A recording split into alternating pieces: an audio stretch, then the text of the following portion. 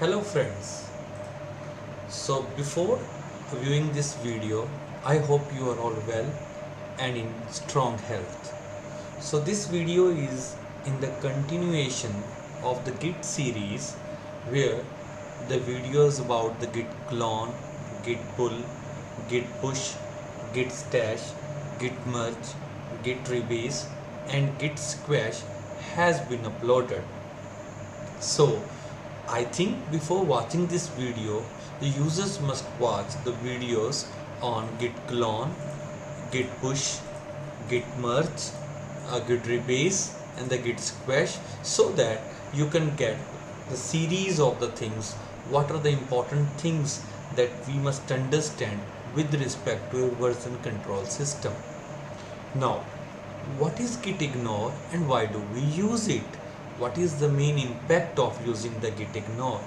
When you are working with the collaborations, when you are updating some code on the git, or sometimes there is a lot of files that you need in your local system but you don't want them to be on the git.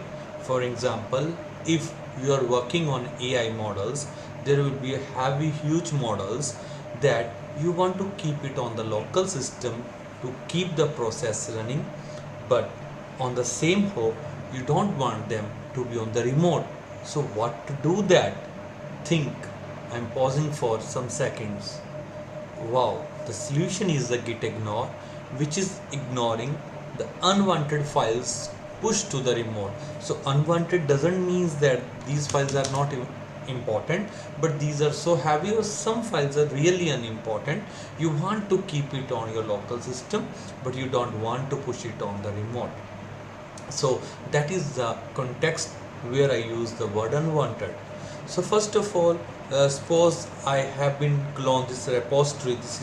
This is the repository you could see in all the series. And if you see my branch, git branch, if I show you, I am on this branch. For example, I have created some file is the unwanted file 1.txt, and I have also created unwanted2.txt. Suppose these are the two files.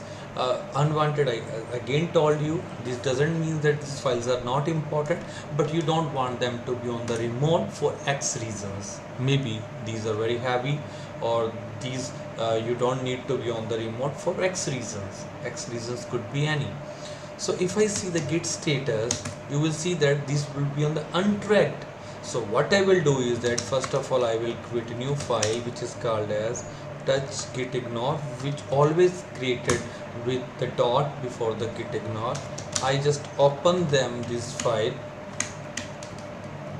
So dot git ignore, and once I open this file, so what is the first step that I need to use is that the first step that I will use is okay, so the first step that I will use is I will just update these two files into that file.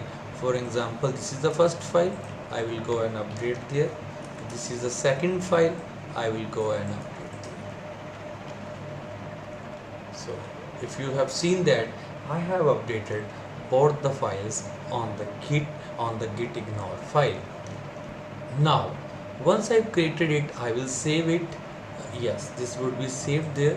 Again I will go and check what is the git status. Bingo. Now instead of these two files, I have only a single file which is a git ignore file which is only present. So that makes a lot of differences. Now I just need to push this file which contains all the unwanted files that I don't want in the remote.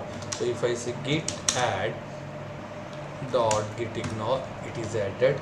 So git commit, I will do it -n, and here what I will do is I will say added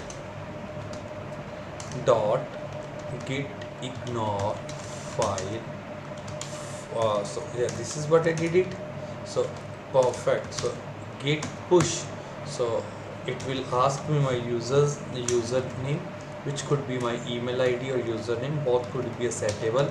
And I told you, instead of password, I think on 13th August 2021, the Git only accepts the personal access token.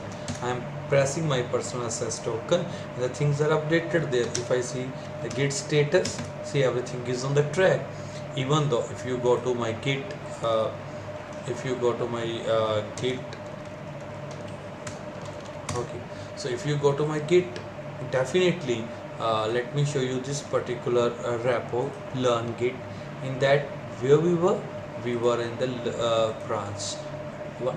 And what we did is git ignore is added, but since these two files are not there, then where these files are gone? These files are at the git ignore state. You could see that. In this way we can create a lot of patterns to put these files. In this way we can save a lot of things which are needed in the local system, like the huge ML or AI models, but we can have only the code reflected in the Git. So this is a good video on .gitignore. I hope you enjoyed the video. Thank you. Have a nice day.